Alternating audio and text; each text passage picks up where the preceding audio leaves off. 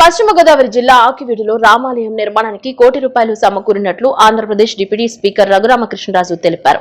ఈ నిధులు భక్తుల నుంచే వచ్చాయని పేర్కొన్నారు. అవసరమైన అన్ని అనుమతులు తీసుకుని ఆలయ నిర్మాణం చేపడతామని స్పష్టం చేశారు. అనుమతులు లేకుండా ఆలయం నిర్మిస్తున్నారని కొందరు హైకోర్టులో పిటిషన్ దాఖలు చేసిన నేపథ్యంలో నేడు విచారణ జరిగిందని చెప్పారు. జిల్లా కలెక్టర్ అనుమతి లేకుండా ఆలయం, మసీదు, చర్చి నిర్మాణం జరగదని కోర్టుకు తెలిపినట్లు పేర్కొన్నారు. అక్రమ నిర్మాణాలపై చర్యలు తీసుకోవాలని అధికారులను కోరుతున్నట్లు తెలిపారు.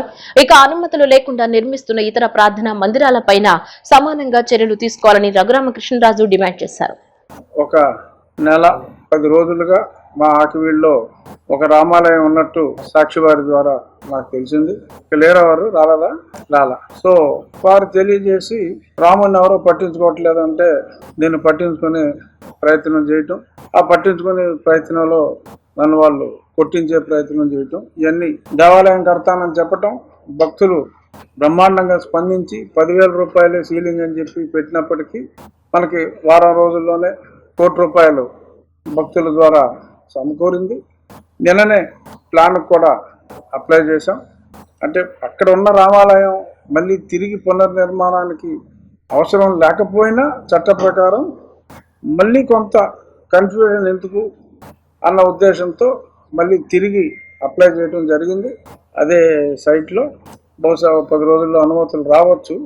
ఈలోపు జరా శ్రావణ్ కుమార్ గారు హైకోర్టులో లంచ్ మోషన్ మూవ్ చేశారు. ఇవాళ 2:15 ఆ లంచ్ మోషన్ వచ్చింది. దాని సారాంశం ఏమిటంటే, గతంలో మున్సిపల్ ఏరియాస్లో ఎటువంటి ప్లేసెస్ ఆఫ్ వర్షిప్ అనగా దేవాలయం కానీ, చర్చి కానీ, మసీదు కానీ నిర్మించాలి అంటే ఆ స్థానిక సంస్థల అప్రూవల్తో పాటు డిస్ట్రిక్ట్ కలెక్టర్ అప్రూవల్ కూడా కంపల్సరీ అని చెప్పి వాటిల్లో ఆ నియమ నిబంధనలో ఉంది. సో కాబట్టి మాకున్న సమాచారం మేరకు ఆకివీడులో ఎటువంటి అనుమతులు లేకుండా వారు రామాలయం కడుతున్నట్టుగా మాకు సమాచారం ఉంది. కనుక ఆ నిర్మాణాన్ని ఆపు చేయాలి, స్టే ఇవ్వాలి అని చెప్పి వారు కోరటం జరిగింది. ప్రభుత్వం తరఫున రెవెన్యూ వారు, మున్సిపాలిటీకి సంబంధించిన జీపీ వారితో పాటు ఈ లైట్లు ఉండాలా అటు చూడలేకపోతుంది.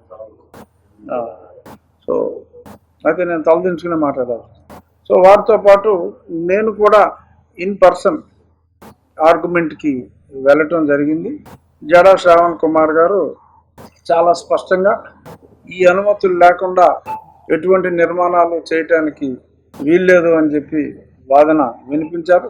గత 10 రోజులుగా నేను అనుమతి లేని చర్చిల్ని నియంత్రించాలి, ఎందుకంటే మనం చేసిన చట్టాలని, అసెంబ్లీలో చేసిన చట్టాలని మనమే ఫాలో అవ్వకపోతే వాటికి అర్థం ఉండదు, చెయ్యాలి అని చెప్పి నేను గత 10 రోజులుగా చెప్తున్నాను. కనుక నేను చెప్పిన దాని ప్రకారమే నేను ప్లాన్కి నిన్ననే అప్లై చేయడం జరిగింది.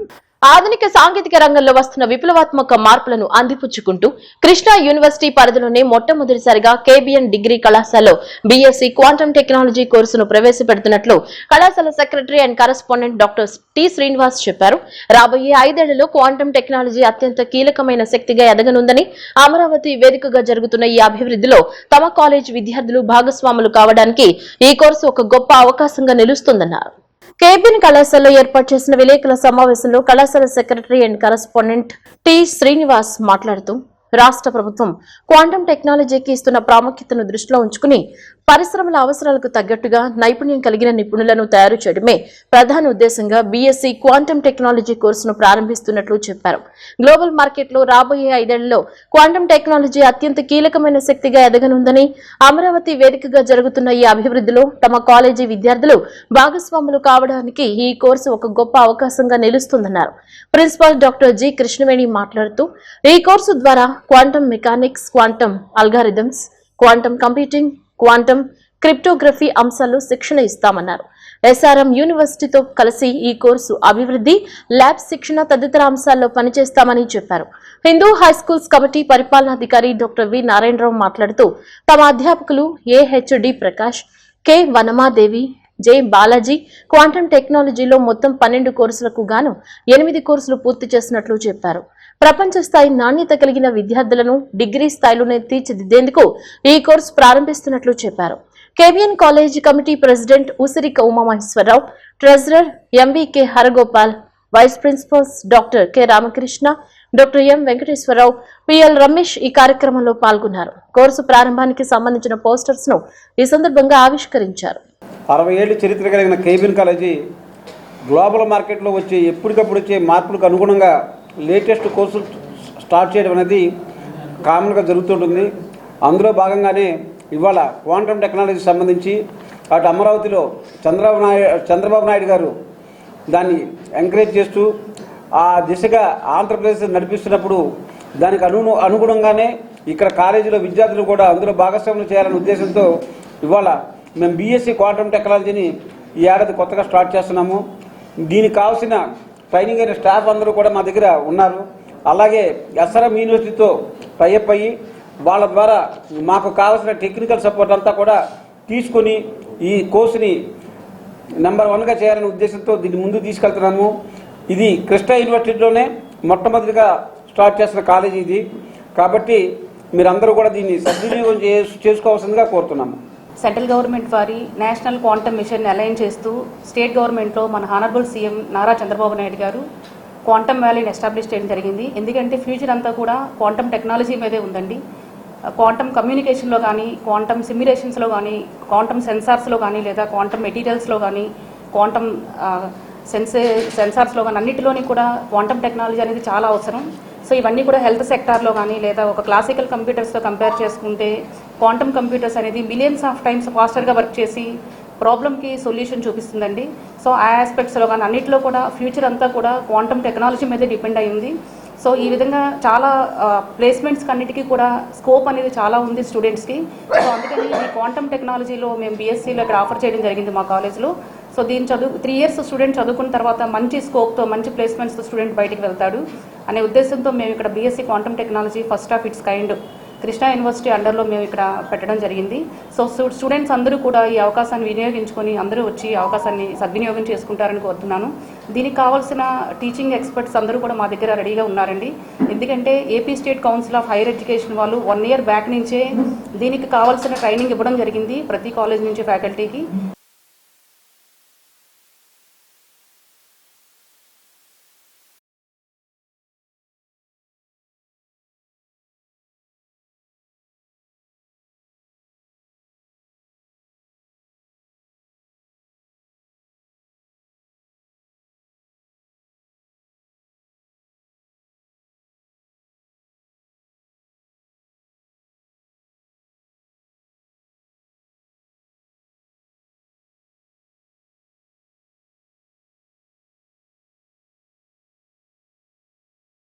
ఉన్నప్పుడు ఐఓటీ కోర్సు యొక్క ప్రాధాన్యత ప్రపంచవ్యాప్తంగా ఎక్కువ వస్తుందని అనగానే వెంటనే బీఎస్సీలో ఐఓటీ కోర్సు పెట్టడం జరిగింది. అదేవిధంగా 2 సంవత్సరాల క్రితం మరి ప్రపంచవ్యాప్తంగా కూడా టెక్నాలజీలో మార్పు వస్తూ ఆర్టిఫిషియల్ ఇంటెలిజెన్స్ పెద్ద ఎత్తున దానికి డిమాండ్ రాబోతుంది, ప్రపంచం అంతా కూడా ఏఐ వైపు చూస్తుంది అని తెలియగానే మరి 2 ఇయర్స్ బ్యాకే బీఎస్సీలో ఆర్టిఫిషియల్ ఇంటెలిజెన్స్ కోర్సు కూడా కేబిఎన్ కాలేజీలో మొట్టమొదటిసారిగా ఆంధ్ర రాష్ట్రంలోనూ తెలంగాణ రాష్ట్రంలో మొట్టమొదటిసారిగా కూడా ఏ కోర్స్ అయినా లేటెస్ట్ వర్షన్ వస్తే అది ముందు స్టార్ట్ చేయటం మా సెక్రటరీ కరస్పాండెంట్ టి శ్రీనివాస్ గారు ఇతర కమిటీ మెంబర్లు వాళ్ళ యొక్క ముందు చూపుతో ఎలాంటి ఖర్చు అయినా సరే వెనకాడుకోకుండా మన కృష్ణా జిల్లాలోనే కాదు ఆంధ్ర రాష్ట్రంలో తెలంగాణలో కాలేజీ కేబిఎన్ అనేది ది బెస్ట్ ఉండాలా. మరి ప్లేస్మెంట్స్ ఆల్రెడీ కూడా ఈ విధంగా లేటెస్ట్ వర్షన్ కోర్సులు పెట్టడం వలన మరి ఆంధ్ర రాష్ట్రం మొత్తం మీద కూడా దాదాపుగా 90% ప్లేస్మెంట్ ఇస్తున్న జనరల్ ఎడ్యుకేషన్ కాలేజీ ఏదైనా ఉంది అంటే అది కేబిఎన్ కాలేజ్ అటానమస్ అని ఈ సందర్భంగా మీ అందరికీ కూడా తెలియజేస్తున్నాం. ఇంద్రకీలాద్రిపై వేంచేసి ఉన్న శ్రీ కనకదుర్గమ్మ వారికి రికార్డు స్థాయిలో ఆదాయం లభించింది. హుండీల ద్వారా 2,69,48,521 రూపాయల ఆదాయం రాగా 420 గ్రాముల బంగారం, 2 కిలోల 755 గ్రాముల వెండిని భక్తులు సమర్పించారు. వీటికి అదనంగా పలు దేశాల విదేశీ కరెన్సీ కూడా భక్తులు అమ్మవారికి సమర్పించారు. ఇంద్రకీలాద్రిపై వేంచేసి ఉన్న శ్రీ కనకదుర్గమ్మ వారి హుండీల లెక్కింపు కట్టుదిట్టమైన భద్రతా ఏర్పాట్ల నడుమ నిర్వహించారు. మల్లికార్జున మహామండపం 6వ అంతస్తులో ఉదయం 8 గంటల నుంచి సాయంత్రం 4 గంటల వరకు లెక్కింపు ప్రక్రియ కొనసాగింది. దేవస్థానం ఈవో సీనా నాయక్, పాలక మండలి సభ్యుల ప్రత్యక్ష పర్యవేక్షణలో సీసీటీవీల మధ్య లెక్కింపు పారదర్శకంగా సాగింది. భక్తులు హుండీల ద్వారా దుర్గమ్మకు 2,69,48,521 రూపాయలను సమర్పించారు. దీనికి అదనంగా 2 కిలోల 755 గ్రాముల వెండిని, 420 గ్రాముల బంగారాన్ని భక్తులు అమ్మవారికి సమర్పించారు. ఇవే కాక అదనంగా $249, 45 Europe currency, 7 Malaysia currency, 34 Singapore డాలర్లు, 130 United Arab Emirates dirhams, 1.25 Kuwait దినార్లు, 25 Canada currency, 221 Saudi riyal, 20 New Zealand డాలర్లు, 60 ఆస్ట్రేలియా డాలర్లు, 35 ఇంగ్లాండ్ పౌండ్లు, 180 థాయిలాండ్ కరెన్సీ, 200 ఒమాన్ కరెన్సీతో పాటు 11 ఖతార్ రియల్స్ ను కూడా భక్తుల అమ్మవారికి సమర్పించారు. ఇంటర్మీడియట్ పరీక్షలో కేబిఎన్ కళాశాల విద్యార్థులు విజయగీతనం ఎగురవేశారు. రాష్ట్ర స్థాయిలో అత్యుత్తమ మార్కులు సాధించిన విద్యార్థులను కళాశాల correspondent T Srinivas, principal Krishnaveni, ఇతర సిబ్బంది సత్కరించారు. కళాశాలకు మంచి పేరు తెచ్చిన విద్యార్థులను వారి తల్లిదండ్రులను అభినందించారు. 2026 ఫిబ్రవరిలో జరిగిన పరీక్షల్లో కేబిఎన్ కళాశాల విద్యార్థులు మెరుగైన ఫలితాలు సాధించారు. తమ విద్యార్థులు రాష్ట్ర స్థాయిలో అత్యుత్తమ ఫలితాలను సాధించారని కళాశాల secretary and correspondent T Srinivas తెలిపారు. సిఎస్ఈ గ్రూప్ లో 1000 మార్కులకు గాను 979 మార్కులు సాధించిన కె జ్యోతి రాష్ట్ర స్థాయిలో ప్రథమ స్థానంలో నిలిచింది. ఏఎన్టీ గ్రూప్ లో వి ఎస్తర్ 983 మార్కులు సాధించి రాష్ట్ర స్థాయిలో ప్రథమ స్థానంలో నిలిచింది. కేబిఎన్ షైన్ నుంచి ఎంపీసీ విభాగంలో జి గాయత్రి, శ్రీరామ్ తేజ్ 470 మార్కులకు గాను 466, షేక్ రహీం 465 మార్కులు సాధించారు. బైపీసీ గ్రూప్ లో డి అమూల్య 449, షేక్ షఫియా, ఎం మానస గంగోత్రి 444 మార్కులు సాధించారు. వీరందరినీ correspondent and secretary Srinivas, general college principal Vijaya Babu, shine college principal T Narendra Kumar తదితరులు సత్కరించి విద్యార్థులను వారి తల్లిదండ్రులను అభినందించారు. రాష్ట్ర స్థాయిలో ప్రథమ స్థానంలో నిలిచిన విద్యార్థులకు డిగ్రీ 3 ఏళ్లు ఉచితంగా అందిస్తున్నట్లు కళాశాల యాజమాన్యం ప్రకటించింది. అత్యుత్తమ మార్కులు సాధించిన విద్యార్థుల తల్లిదండ్రులు అందరూ పేద అల్పాదాయ వర్గాలకు చెందిన వారని కరెస్పాండెంట్ శ్రీనివాస్ వివరించారు.